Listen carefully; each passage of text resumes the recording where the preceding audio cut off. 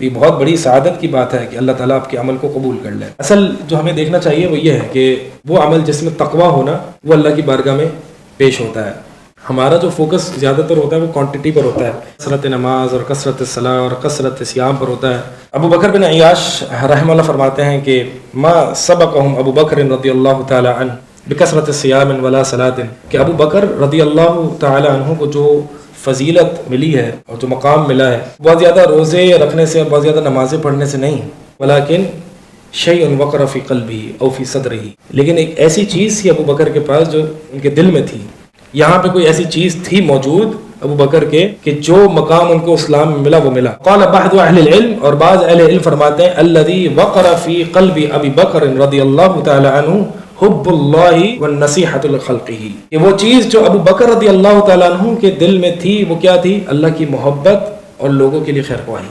یعنی ابو بکر کوئی بہت زیادہ نماز پڑھنے والے، یعنی دیگر صحابہ بھی پڑھتے تھے، تہجد دیگر صحابہ بھی پڑھتے تھے، روزے دیگر صحابہ بھی رکھتے تھے، لیکن ابو بکر کو جو مقام ملا ہے وہ اللہ کی محبت کی وجہ سے، کہ اللہ سے بے پناہ محبت کیا کرتے تھے اور لوگوں کے لیے بہت خیر خواہ تھے، لوگوں کے لیے خیر خواہی کرنا سیکھیں.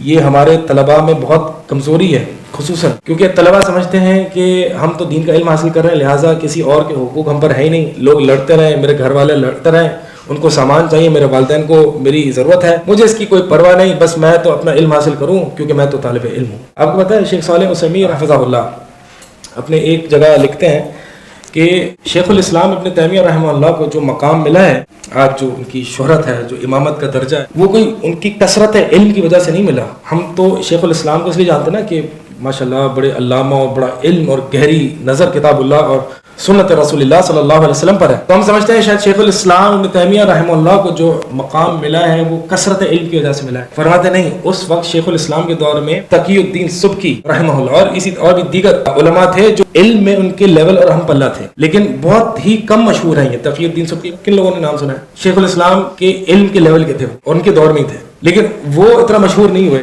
وہ لوگوں کی محبت اور وہ لوگوں کو مقام نہیں ملا. فرماتے ہیں اس کی وجہ یہ ہے کہ شیخ الاسلام جو ہے نا اللہ تعالیٰ سے اکثر لا لگانے والے ہوتے تھے، اللہ سے مدد طلب کرنے والے ہوتے تھے اور لوگوں کے لیے بہت زیادہ خیر خواہ ہوتے تھے اور لوگوں کے لیے بڑے اچھے اخلاق اور عمدہ اخلاق سے پیش آنے والے تھے. حتیٰ کہ ایک موقع پر جو ان کے دشمن، یعنی جن پر شیخ الاسلام رد کرتے تھے اور وہ ان کے دشمن تھے اور ہر طریقے سے شیخ الاسلام کو نقصان پہنچانا چاہتے تھے، تو ان کی وفات کی خبر ان کے اسٹوڈنٹ ابن القیم رحمہ اللہ لیتے ہوئے آئے اور خوشی سے آگے پیش کرتے ہیں کہ آپ کو پتہ ہے ان کی وفات ہو گئی، جو آپ کے دشمن تھے، جو آپ پر تنقید اور یہ کیا کرتے تھے، آپ کو حتی الامکان مارنے کی کوشش کرتے تھے. تو ابن تیمیہ رحمہ اللہ بہت غصہ ہوئے، کہا کہ یہ خوشی کی خبر ہے. فرمایا کہ کہاں ان کا گھر، مجھے دکھاؤ. ان کے گھر پہ گئے اور ان کے اولاد اور ان کے بیوی بچوں سے کہا کہ ان کے بعد میں ہوں، کوئی بھی ضرورت ہو تو آپ نے مجھے یاد رکھنا ہے.